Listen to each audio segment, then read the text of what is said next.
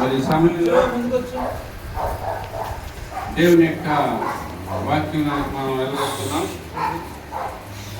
పిల్లరా, బైబిల్ గ్రంథంలో మనకి 365 సార్లు కూడా దేవుడు మనకి భయపడకు అని వాగ్దానం చేస్తూ వస్తున్నాడు ప్రతి ఒక్క మనం చూసినప్పుడు. అయితే మరి అలాగే పిల్లరా, యెషయా గ్రంథం 49:25లో దేవుడు అంటాడు, నీతో యుద్ధం చేయవాతో నేనే యుద్ధం చేస్తానని దేవుడు వాగ్దానం చేశాడు. అయితే మానవ జీవితంలో భౌతికంగా, మానసికంగా, ఆర్థికంగా, అలాగే అనారోగ్యాలు, అన్యాయాల మీద దేవుడు మనకి యుద్ధాలు మన పక్షాన్ని దేవుడు చేస్తూ వస్తున్నాడు. ఎందుకంటే ప్రియులారా, మానవ జీవితంలో అనేకంగా మనకి సమస్యలు అనేవి ఎదురవుతూ వస్తున్నాయి.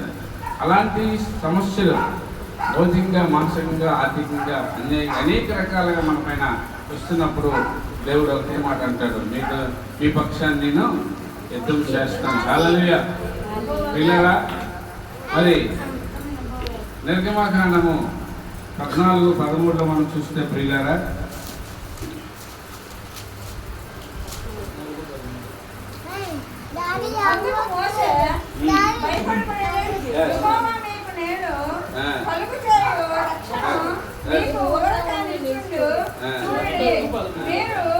నేను చూసిన ఐగుప్తీయులను ఇక మీదట చూడరు. యెహోవా మీ పక్షమున యుద్ధము చేయును, మీరు ఊరకయే ఉండవలెనని ప్రజలలో చెప్పును. దేవునికి స్తోత్రం కలుగును గాక. ప్రియులారా, దేవుడు ఐగుప్తులతో మాట్లాడుతున్నాడు. ఏమన్నాడంటే, అందుకు మోషే, భయపడకుడి, యెహోవా మీకు నేడు కలుగజే రక్షణ మీరు ఊరకనే చుట్టూ చూడండి. దేవునికి స్తోత్రం. పిల్లరా, మానవ జీవితంలో అనేకమైన సమస్యలు వచ్చినప్పుడు మనం భయపడుతూ ఉంటాం.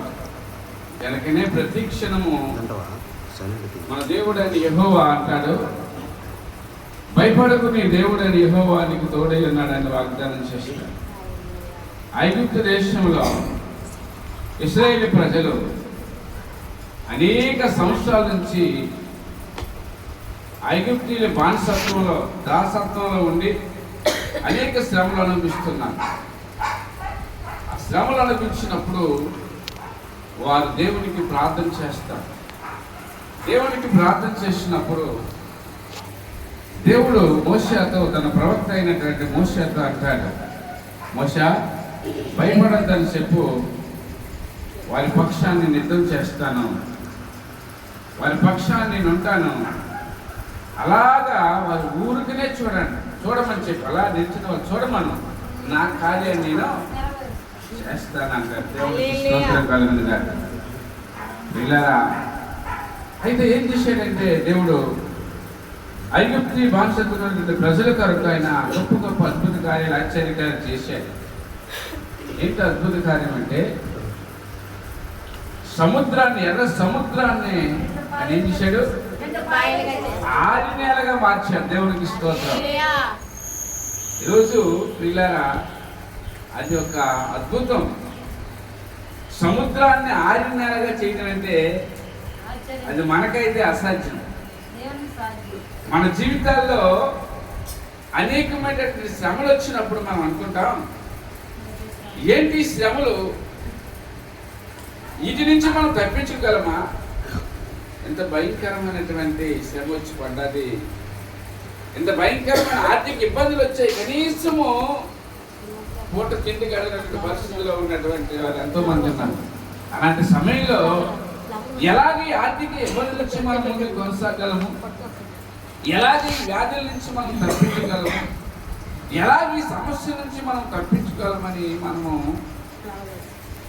మనం కడబడలాడతాం, చాలా బాధపడుతూ ఉంటాం. అలాంటి సమయంలో ప్రియులారా, మన కష్ట సమయాల్లో భౌతికంగా, మానసికంగా అనేకమైన శ్రమలు వస్తున్నటువంటి ఆ శ్రమల మధ్యలో దేవుడు అంటున్నాడు, భయపడకు, నీ దేవుడు అని యెహోవా నీకు తోడై ఉన్నాడు. హల్లెలూయా. మీ పక్షాన్ని యుద్ధం చేయవాడును నేనే. నిర్గమ 14:14 మాట అంటాడు. ఒకసారి చూడండి ఏమన్నాడు. 14:14 యెహోవా మీ పక్షమున యుద్ధం చేయును.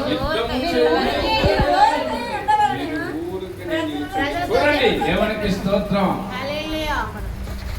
మనకి కష్టాలు వచ్చినప్పుడు దేవుని వైపు చూడాలి. ఎవరి వైపు చూడాలి? దేవుని వైపు చూడాలి.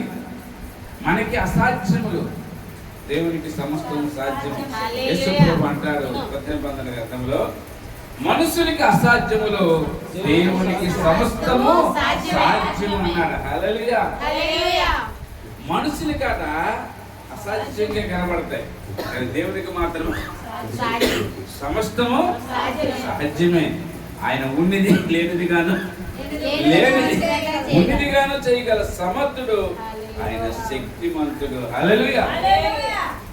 ఇదే ఈ ఐగుప్తు దేశంలో బానిసత్వమైనటువంటి ఇశ్రాయేలు ఆ బానిసత్వానికంటే ఆ కష్టాలకి తట్టుకోలేక బాధపడుతున్నప్పుడు దేవుడు ఏం చేశాడంటే, వాళ్ళు చూస్తుండగానే ఏం చేశాడు?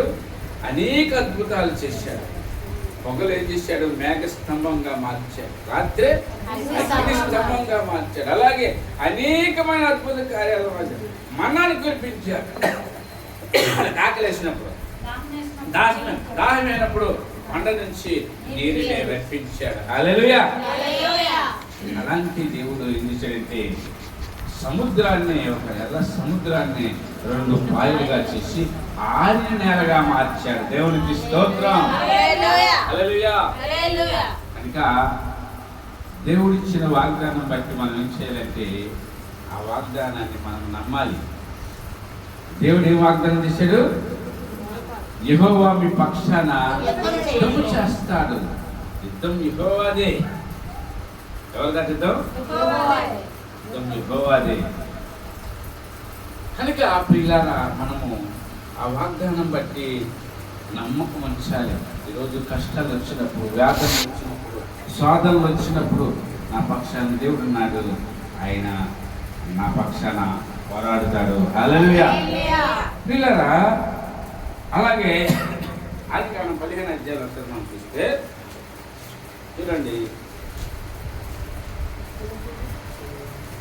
ఆదికాండము 15 అధ్యాయం ఒకసారి మనం తెలిసినట్లయితే ప్రియులారా, ఇది జరిగిన తర్వాత యెహోవా వాక్యము అబ్రహాముకు దర్శనమందు వచ్చి, అబ్రహాము భయపడకము, నేను నీకు కేడమును, నీ బహుమానమును అత్యధిక మగురని చెప్పాడు. అందుకు అబ్రహాము, ప్రభువైన యెహోవా నాకేమి ఇచ్చినేమి, నేను సంతానము లేనివాడనై పోచున్నానే.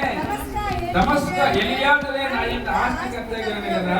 దేవునికి స్తోత్రం. హల్లెలూయా. ప్రియులారా, అబ్రహాం అంటున్నాడు, అబ్రహాముకి దేవుడు గొప్ప ధనవంతుడిగా చేశాడు. చేసిన తర్వాత అబ్రహాముకి దర్శనం అంతా అంటున్నాడు. ఎవరు? తండ్రి అయిన దేవుడు అబ్రహాముతో మాట్లాడుతున్నాడు. అబ్రహామా, భయపడకము, నేను నీకు కేడమును, నీ బహుమానము అత్యధికంగా చేస్తాను, నీకు గొప్పగా చేస్తాను అన్నారట. అప్పుడు అబ్రహాం అంటున్నాడు, ఏమన్నాడు అబ్రహాం అక్కడ? అబ్రహాం అంటున్నాడు, ప్రభువైన యెహోవా నాకేమిచ్చినను, నేను సంతానము లేనివాడనే కదా. దమస్కా ఎలియాజరే నాకు వారసుడు అవుతాడు కదా అని అన్నాడట. హల్లెలూయా. నాకేమిస్తే ప్రభువా, ఏముంది, ఇదంతా కూడా ఎలియాజరే అవుతుంది, ఆయనే వారసుడే కదా. కానీ ఆ యొక్క జన్మలో ఉన్నటువంటి ఒకరు నాకు పరివారం, చూడండి, కనుక నా పరివారంలో ఒకడు నాకు వారసుడు చేయమని అడుగుతున్నాడట. మరి ఎలాగా నాకు సంతానం లేదు, నాకు ఎలాగా పిల్లలు కలగరు, కనుక ఇదిగో ఆ పరివారం, ఆ జనంలో ఒకరు నాకు వారసుడిగా ఇమ్మని అడుగుతున్నాడట దేవుడికి. హల్లెలూయా. అప్పుడు దేవుడు ఏమని చెప్పాడు చూడండి, ఇతడు నీకు వారసుడు కాడు, గర్భవాసమున పుట్టేవాడు నీకు వారసుడగును చెప్పాను. దేవునికి స్తోత్రం అంటున్నాడు. అబ్రహాము ఆయన అనుకుంటున్నాడు, నేను ముసలివాడిని అయిపోయాను, 100 సంవత్సరాలు అయిపోయింది, నా భార్య ముసలిది అయిపోయింది, నాకు సంతానం లేదు, ఈ ఆస్తి అంతా ఎవరిది, ఎందుకు నాకు ఎంత ఇస్తే నాకు సంతానం లేదని, వారసుడు లేదని బాధపడుతున్నాడు. కానీ దేవుడు అంటున్నాడు, అబ్రహాముని భయపడకో, ఇదిగో నీ కేడెంనై ఉన్నాను, నీ బహుమానమై ఉన్నాను, నీకు అత్యధికంగా నేను జీవిస్తానన్నాడు. ఆయన ఏం చేశాడంటే, నీ యొక్క ఎలిజా అంటున్నారే, ఇతను నీకు వారసుడు కాదు కానీ నీ గర్భము నుంచి పుట్టవాడే నీకు వారసుడు అవుతాడు అన్నాడు. దేవునికి అక్కడికి వెళ్ళిన తర్వాత వెలుపలికి అతనికి తీసుకుని వచ్చి ఆకాశం వైపు తేరు చూసి నక్షత్రము లెక్కించుటకు నీ చేతనైతే లెక్కించమని చెప్పి నీ సంతానం అలాగ చెప్పిన దేవుని స్తోత్రం. పిల్లరా, ఎప్పుడైతే అబ్రహాము అలాగ అన్నాడో, దేవుడట అబ్రహాము నువ్వు రా, బయటకు నువ్వు రా అని చెప్పి అబ్రహామును తీసుకుని వచ్చి ఏం చెప్పాడు, నువ్వు ఆకాశం వైపు చూడమన్నాడట. హల్లెలూయా. ఎటువైపు చూడమన్నాడు? ఆకాశం వైపు నువ్వు తేరు చూడు అన్నాడు. హల్లెలూయా. ఆకాశం వైపు అబ్రహాం చూస్తున్నాడు. చూసిన తర్వాత దేవుడు అంటున్నాడు, ఆ నక్షత్రము నీవు లెక్కించగలవా, నీ చేత నవ్వినాడు. దేవునికి స్తోత్రం. హల్లెలూయా. నీ జీవితంలో నువ్వు అనుకుంటున్నావేమో, నా జీవితంలో నేను మరి ఫలించినేమో, నా జీవితంలో నేను బాగుపడినేమో, నా జీవితంలో మేలు జరగదేమో, నా జీవితం ఇంతేనేమో, నా పరిస్థితి ఇంతేనేమో, నా స్థితి ఇంతేనేమో నువ్వు అనుకుంటున్నావేమో. కానీ అబ్రహాముతో దేవుడు అన్నాడు, అబ్రహాము నువ్వు ఆకాశం వైపు చూడు, ఆకాశ నక్షత్రాలను నువ్వు లెక్కించగలవు అన్నాడు. అయ్యా, ఏ లెక్కించడానికి నాకు సాధ్యము కాదన్నాడు. హల్లెలూయా. అయితే ప్రభు నందు నా ప్రియులారా, నీ జీవితంలో ఏదైతే నిరాశపడుతున్నావో, ఏది జరగదని నువ్వు అనుకుంటున్నావో, ఏదైతే దేని గురించి అయితే నేను చింతిస్తున్నావో, అని దేవుడు అంటున్నాడు, నిన్ను ఆకాశ నక్షత్రం వలె నిన్ను ఆశీర్వదిస్తాను. ఆకాశ నక్షత్రం వలె నిన్ను నేను ఏం చేస్తున్నా దీవిస్తాను అంటున్నాడు. దీవిస్తాను అంటున్నాడు. కనుక ప్రభునందు నా ప్రియులారా, నువ్వు బాధపడద్దు, దిగులు పడదు. ఏ సమస్యతో నేను బాధపడుతున్నావు, ఇది జరగదు, నా జీవితంలో దీవించబడను, నా జీవితంలో నేను ఆశీర్వదించబడను, నా జీవితంలో ఈ ఉద్యోగం రాదు, నా జీవితంలో నేను మంచి ప్రయోజనం కాలేను, నా జీవితంలో నేను ఏమి సాధించలేను అంటున్నాను. కానీ నిన్ను ఆకాశ నక్షత్రం వలె దేవుడు దీవిస్తాడు. హల్లెలూయా. హల్లెలూయా. కనుక ప్రభునందు నా ప్రియులారా, నువ్వెప్పుడు కూడా బాధపడకూడదు. ఎందుకంటే వాగ్దానం చేసిన దేవుడు నమ్మదగిన దేవుడు. అక్కడ ఏం చేశాడు అబ్రహాము? నమ్మాను అన్నాడు. ఏమన్నా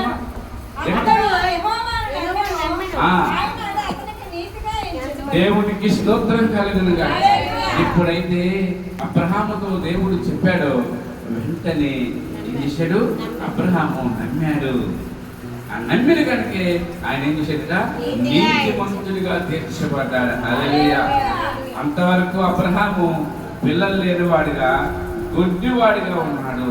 కానీ దేవుడు ఎప్పుడైతే వాగ్దానం చేశాడో, ఆ వాగ్దానాన్ని ఎప్పుడైతే అబ్రహాము నమ్మాడో, అబ్రహాము నీతిమంతుడిగా తీర్చబడ్డాడు. ఆకాశ నక్షత్రం వలె తన సంతతిని దేవుడు విస్తరించాడు, అభివృద్ధి చేసి ఆస్వాదించాడు. ప్రియులారా, కనుక మన జీవితంలో ఏ నిమిత్తం అయితే మనము బాధపడుతున్నామో, ఆ బాధ నుంచి విడిపించడానికి దేవుడు మన పక్షాన ఇలా కనిపించాడు. అందుకంటున్నాడు, మీ పక్షాన్ని యుద్ధము చేయవాడును మీరే, యెహోవాయే మీ పక్షాన్ని యుద్ధము చేయవాడు, మీరు ఊరుకునే అలాగే నిల్చొని చూడండి అని దేవుడు మాట్లాడుతున్నాడు. హల్లెలూయా. కనుక ప్రభువునందు నా ప్రియులారా, ఈరోజు మనము దేని నిమిత్తము బాధపడకుండా ఉండాలని అక్కడ దేవుడు మనకి వాగ్దానం ఇచ్చాడు. మనము ఈరోజు మరొక మాట చూసుకుందాం. బైబిల్ గ్రంథంలో 2 రాజులు 6:16 వచనం నుంచి మనం చూసుకుందాం. పిల్లరా, 2 రాజుల గ్రంథము 6:16 చూడండి. అతడు అతడు భయపడవద్దు. భయపడవద్దు, మన పక్షమున మన పక్షమున ఉన్నవారు వారికంటే అధికులై ఉన్నారని వారికంటే అధికులై ఉన్నారని చెప్పి యెహోవా వీడు చూసినట్లు దయచేసి వీడి కండ్లను తెరవమని ఈ కంటను తెరవమని ఎలీషా ప్రార్థన చేయగా యెహోవా పనివారి కండ్లను చూసిన కనుక వాడు ఎలీషా చూసిన పర్వతం అగ్ని గుర్రముల చేత రంగుల చేతను నిండినట్టు చూచెను. దేవునికి స్తోత్రం. హల్లెలూయా. ప్రియులారా, ఇక్కడ సిరియా రాజు ఏం చేశాడంటే, యుద్ధంలో ఇప్పుడు కూడా మనం వాడిపోతున్నాం. ఎవరు ఇశ్రాయేలు పక్షాన ఉన్నారు అది కనుగొమని చెప్పినప్పుడు ఒక అతను అంటారు, ఇశ్రాయేలు పక్షాన ఒక ప్రవక్త ఉన్నాడు. ఆ ప్రవక్త దేవుడు ఏది చెప్తాది ఆ రాజు చెప్పడం వలన వారు ఆ ఇశ్రాయేలు మనకంటే వారు ముందుగా ఉండి గెలిచేస్తున్నారని చెప్పినప్పుడు ఎలీషా దగ్గరికి తన సైన్యాన్ని అందరినీ సిరియా రాజు సైన్యాన్ని అందరినీ పంపించడం రోజు. దేవునికి స్తోత్రం. ఎవరు అతన్ని మీరు అందరూ కూడా ఆయన తీసుకురండి, అతని దగ్గర తీసుకురండి అని ఈ సైన్యాన్ని మొత్తాన్ని ఎక్కడ పంపించాడు? ఎలీషా దగ్గరికి. ఎలీషా దగ్గర పనిచేస్తున్న గెహాజీ ఉన్నాడు. గెహాజీ చూసి ఎలీషాతో అంటున్నాడు, మన పనికి అయిపోయింది, మనం చచ్చిపోతాము, మనకు చంపేస్తారు, మనం ఉన్నది ఇద్దరమేని, నువ్వు నేనేని, చూడు ఒకసారి చూడు, ఆ సైన్యం వస్తుంది, మనం బ్రతకము మరి అని ఎలీషాతో అంటున్నాడు. ఎవరు? గెహాజీ. అప్పుడు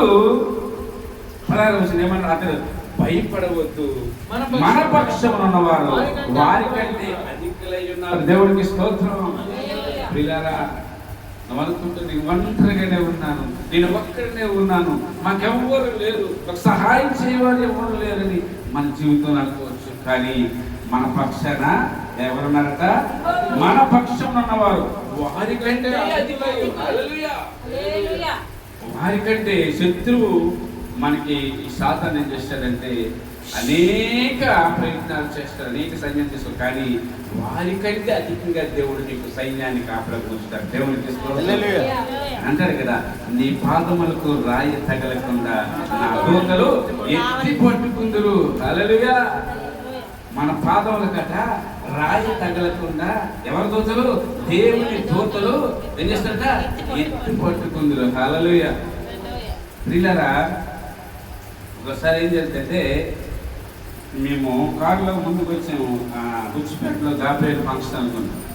రాత్రి సమయంలో ఏం జరిగిందంటే, కారు వేసుకొని యేసు పాస్టర్లు మరి అనసూయమ్మ వీళ్ళందరూ కారు వేసుకొని వస్తున్నారు.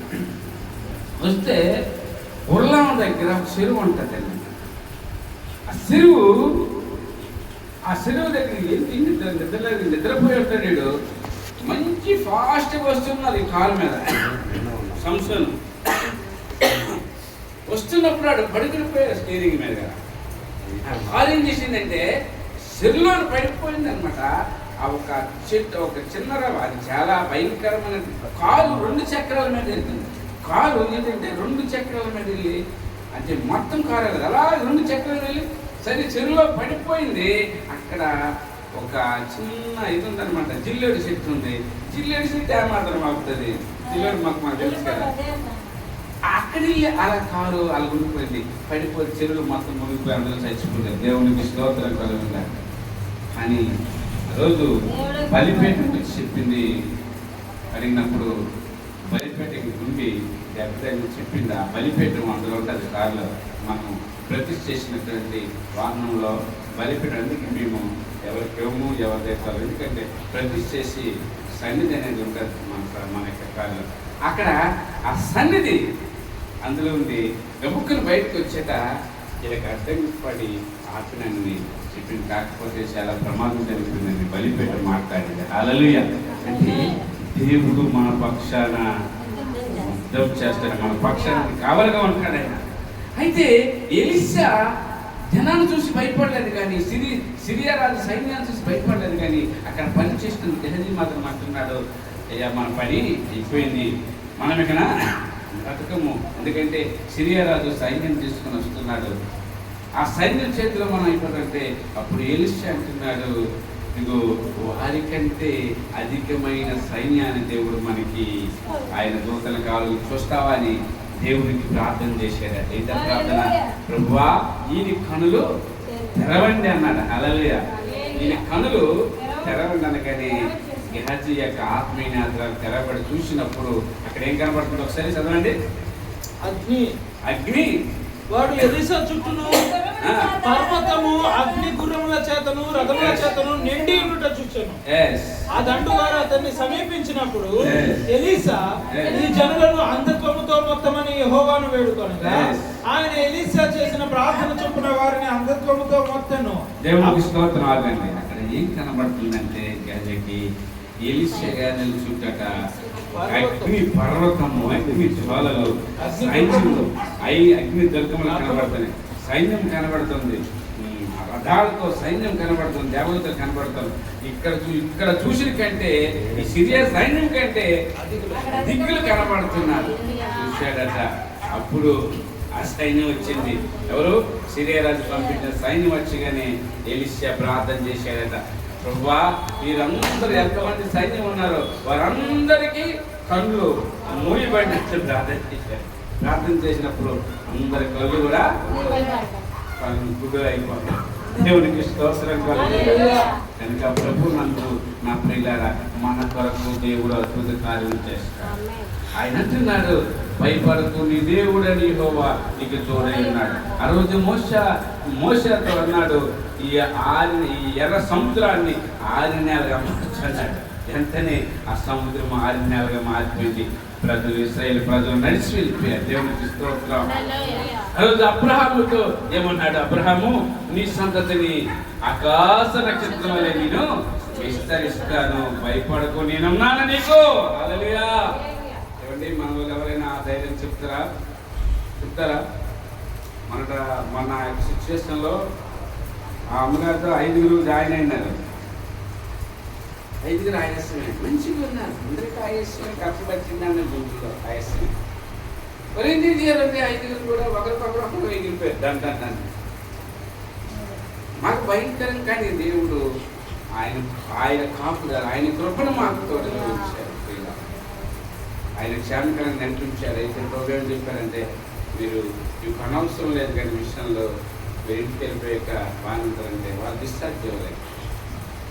డిశ్చార్జ్ ఇస్తే కదా మనం ఆ మిషన్ లేకపోతే ఇక్కడి నుంచి వెళ్ళడానికి వీల్లేదు అంటారు. దేవునికి స్తోత్రం. అయితే మన దేవుడు ఆయన నమ్మదగిన వాడు. అందుకే మనం ఊరికనే చూడాలి దేవుని కార్యాలు ఎలాగుంటాయి. మనం తొందరపడకు. మనకు వచ్చినటువంటి సమస్యలు ఎలాగుంటాయి? భయంకరంగా ఉంటాయి. అంటే భయంకరంగా ఉంటాయి. కానీ దేవుడు అంటాడు కదా, మనుషులకి అది అసాధ్యం, దేవునికి సమస్తము సాధ్యం. ఈ పక్షాన్ని యెహోవా యుద్ధం చేస్తాడు. ఆ ప్రజల పక్షాన ఆయన అంటాడట, ఇశ్రాయేలుని కాపాడువాడు ఒకడు నిద్రపోడు. హల్లెలూయా. ఆయన మన పక్షాన్ని ఎక్కడ మునగడట, నిద్రపోడట, ఎప్పుడు మనకి కావాలి కలుసుకొని ఉంటాడు. అందుకే సంవత్సరం మొదలుకొని సంవత్సరాంతం వరకు ఆయన కనుదృష్టి మనపైన ఉంటుంది. హల్లెలూయా. హల్లెలూయా. కనుక ప్రియులారా, ఆయన వాగ్దానం చేసిన దేవుడు నమ్మదగిన వాడు. ఎప్పుడైతే ఎలీషా సిరియా సైన్యంలో అంత సైన్యం వచ్చి చెప్పేందుకు గ్యాస్ అయినప్పుడు, అందుకే ఎలీషా అంటున్నాడు, వాటికంటే అధికమైన సైన్యాన్ని దేవుడు మన పక్షాన్ని ఉంచాడు, మనం భయపడము. హల్లెలూయా. కనుక ప్రియులారా, ఈ మాటలు విన్న మీరు దేవుని అంటే భయభక్తులు కలిగి ఉండాలి. దేవుడు నీ పక్షాన్ని ఉన్నాడని ఆ వాగ్దానం పట్టుకొని నమ్మాలి. అబ్రహాము నమ్మిన కనుక నీతిమంతుడిగా ఎంచబడ్డాడు. ఆ వాగ్దానం ఆయన పట్ల నెరవేర్చబడ్డాడు. ఈరోజు ఆ వాగ్దానం మనం నమ్మం, దేవుని మాటను నమ్మం. దేవుడు చెప్పాడు, ఆయన ఏం చేస్తాడు, ఇంట్లో కూర్చుంటే ఆయన నోట్లు వచ్చి ముద్దేసేస్తే అనేసి ప్రశ్నించినటువంటి వారు ఎంతోమంది ఉన్నారు. అంతే కదండి, లేరండి. దేవుడు వాగ్దానం చేశాడంటే ఆయన నెరవేరుస్తాడు. మనుషులట ఈరోజు ఒక మాట రేపు ఒక మాట ఆయనట నిన్న నేడు నిరంతరం ఒకే రీతిగా ఉన్నవాడు ఆయన. హల్లెలూయా. హల్లెలూయా. ఆయన మానవుల కొరకు ప్రాణమునే ఇచ్చాడు, మానవుల కొరకు ఆయన దెబ్బలే కాశాడు, మానవుల కొరకు ఆయన రక్తం చేసింది ఇచ్చాడు. హల్లెలూయా. ఆయన వాగ్దానం చేసిన దేవుడు నమ్మదగిన దేవుడు. హల్లెలూయా. అయితే ఆయన నమ్మాలి మనం. ఆయన వాగ్దానం నమ్మాలి. ఆయన వాగ్దానం స్వతంత్రించుకోవాలంటే ఆయన యందు భయభక్తులు కలిగి మనం ఉండాలి. ఆయన ప్రార్థన చేయాలి, ఆయన వాక్యం ధ్యానించాలి, ఆయన్ని వెంబడించాలి. ఈరోజు మనం ఏం చేస్తున్నామంటే దేవుని వాగ్దానాన్ని విడిచిపెడుతున్నాం. దేవుని యొక్క మాట పై నమ్మకం మనకు ఉంటుంది. దేవుడు చెప్పిన మాటపై నిర్లక్ష్యం మనకు ఉంటుంది. కనుకనే ఆ వాగ్దానం మనము స్వతంత్రించుకోలేము. దేవునికి స్తోత్రం. హల్లెలూయా. కనుక ప్రభునందు నా ప్రియులారా, దేవుడు ఈరోజు మీతో మాట్లాడుతున్న మాట ఏంటంటే భయపడకు, నీ దేవుడని యెహోవా నీకు తోడై ఉన్నాడు. యెహోవాయే మీ పక్షాన యుద్ధం చేస్తాడు. మీరు ఊరికనే నిలుచుని చూడండి. హల్లెలూయా. కనుక దేవుని కార్యాలు అంత అద్భుతంగా ఉంటాయి. కనుక మనము దేవుని అబ్రహాం ఎలాగైతే నమ్మాడో అలాగే ఎలీషా అయితే ఎలాగైతే నమ్మాడో వాళ్ళని బట్టి కూడా వాళ్ళు నమ్మారు. కనుకే ఆ గొప్ప కార్యాలని చూడగలిగారు. మనకు కూడా యేసునందు విశ్వాసం ఉంచినప్పుడు, ప్రభువైన తండ్రి అయిన దేవుని విశ్వాసం ఉంచినప్పుడు మన పట్ల కూడా వాగ్దానం నెరవేరుతుంది. ఆకాశ నక్షత్రం వల్లే మనం దీవించబడతాం. మన పిల్లలు అభివృద్ధి చేస్తారు. మన యొక్క ప్రతి ఒక్క అవసరాన్ని దేవుడు తీరుస్తాడు. ప్రతి ఇక్కడ నుంచి ఇబ్బందుల నుంచి, సమస్యల నుంచి, కష్టాల నుంచి, వ్యాధుల నుంచి దేవుడు నిన్ను విడిపిస్తాడు. మరి దేవుని కృప అట్టి రీతిగా మీకు తోడే నడిపించునుగాక. దేవుని వాక్యము మనందరిలో ఫలించునుగాక. దేవుని యొక్క వాగ్దానం బట్టి మనం జీవించి ఆయన ఉన్నతమైనటువంటి రాజ్యములో మనం అందరం ఉండుగాక. దేవునికి మహిమ, ఘనత, ప్రభావం కలుగుగాక. ఆమేన్, ఆమేన్. ప్రియులారా, వాక్యం ఫలించులాగా ప్రార్థన చేస్తే ఇప్పుడు మనము తర్వాత